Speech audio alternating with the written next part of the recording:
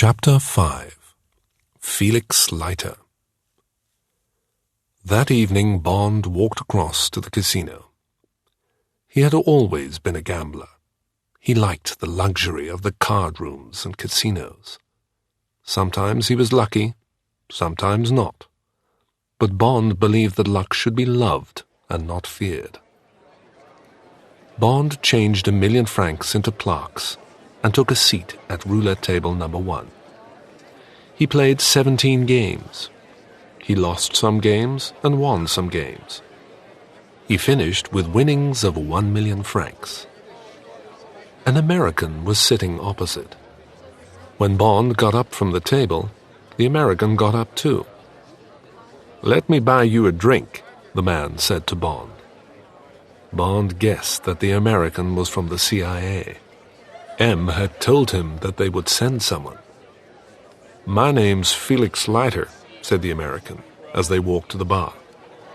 "Mine is Bond. James Bond." They ordered drinks. "A dry martini," said Bond to the barman. "But I want it in a large glass." "I'm pleased to be working with you," Leiter said. He lit a cigarette. "Our people in Washington are very interested in this job." "Our enemies already know about me," said Bond. "They probably know about you and Mathis, too. Please be at the casino this evening. I've got an assistant, Miss Lynd. I'd like her to be with you when I start playing." He smiled at Leiter. "Be careful of Le Chiffre's 2 gunmen. They probably won't make any trouble, but we can't be sure." Felix Leiter was about 35. He was tall and thin with fair hair. Leiter moved and spoke slowly, but Bond knew that he would be a good fighter. Bond told him about his trip down the coast that morning. Leiter drank his second glass of whiskey and listened carefully. Then at 7:30 they walked back to the hotel together. Leiter's room was on a higher floor than Bond's room. The 2 men arranged to see each other later at the casino. Bond had a long hot bath, followed by an ice-cold shower. He lay down in his bed and thought about his plans for Mathis, Leiter, and the girl. Then he thought about Le Chiffre and his other enemies. At 20 minutes to 9, he dressed in trousers and a silk shirt. Next, he opened a drawer. He took out a light leather holster and put it over his shoulder. Then he took a gun from the drawer. He dropped the gun into the holster and put his dinner jacket on. The gun was hidden under the jacket. He felt cool and comfortable as he walked out of his room and locked the door. When he arrived in the hotel lobby, he heard a voice call, "Good evening." The girl stepped out of the lift and waited for Bond. Her black velvet dress was simple but expensive. A thin diamond necklace hung around her throat. She carried a black evening bag. Bond thought that she looked beautiful. The girl held his arm as they went in to dinner. People in the crowded restaurant turned to look at her. Bond watched them and smiled. They went to a table in a quiet corner of the room.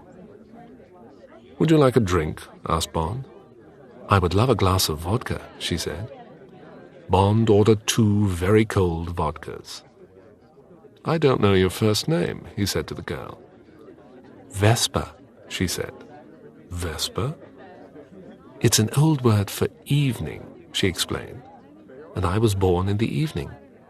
Some people like it, others don't." "I think it's a fine name," said Bond. They ordered dinner and a bottle of champagne. The vodkas arrived, and Bond held up his glass. "Here's to luck, Vesper," he said. "Yes," replied the girl quietly. She held up a glass and looked into his eyes. Then she moved nearer to him. "I have some news from Mathis," she said. "It's about the bomb. It's a fantastic story." Bond stared at her. "Tell me," he said. "They found the 3rd Bulgarian," Vesper explained. He was on the road to Paris. 2 policemen stopped him and asked for his papers. The 3 Bulgarians were part of a group here in France. These 3 men were going to get 2 million francs for killing you. She drank some of her vodka. An agent gave them the 2 camera cases. She went on. The blue case contains a smoke bomb, he told them.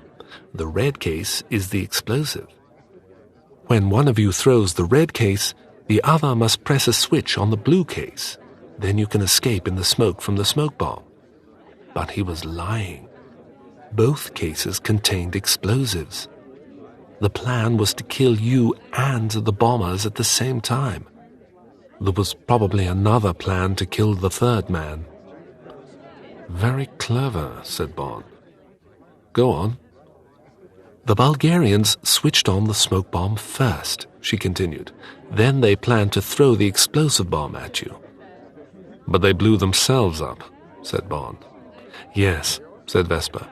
The 3rd Bulgarian was waiting behind the Hotel Splendide. The police showed him bits of the red bomb. Then he knew that the agent had tricked the 3 of them. He started talking after that.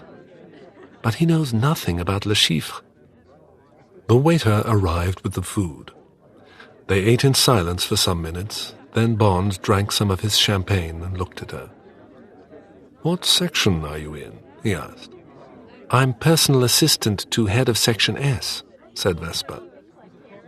Head of S asked M if I could come here. M said yes, but he said that you don't like working with women. When Bond said nothing, she went on. You're one of our heroes, a 00 agent. It's not difficult to get a 00 number, Bond said, if you're happy to kill people. Do you like the food? It's lovely, she said, smiling. I'm enjoying myself and... But she was stopped by the cold look in Bond's eyes.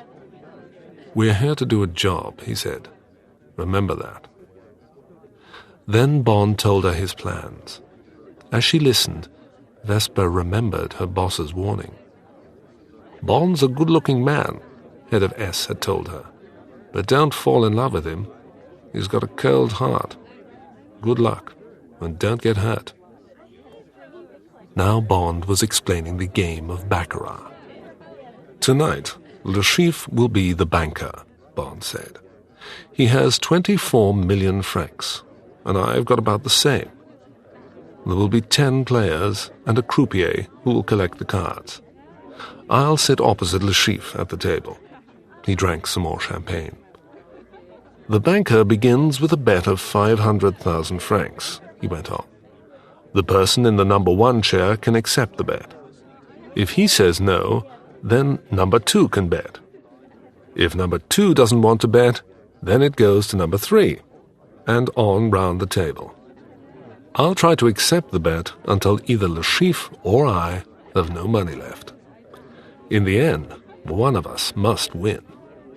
It's a simple game. I get 2 cards, and the banker gets 2. To win, I must have 2 or 3 cards which add up to 9, or the nearest number to 9. If one of us doesn't win immediately, we can take 1 more card. Picture cards and 10s are worth nothing. Aces are worth 1. Do you understand? Yes, said Vesper. The banker gives me 2 cards. If the 2 cards don't add up to 9, then I can ask for another card. I'll ask for the extra card if my cards add up to less than 5. If they total 6 or 7, I may not ask for another card. The banker can look at his cards after I've asked for a card or decided to stand. If the banker's cards total 9, he wins. If they don't add up to 9, then he can choose another card. I understand, said Vesper. Good, said Bond. Some minutes later he paid the bill, and they left the restaurant. It was time to gamble.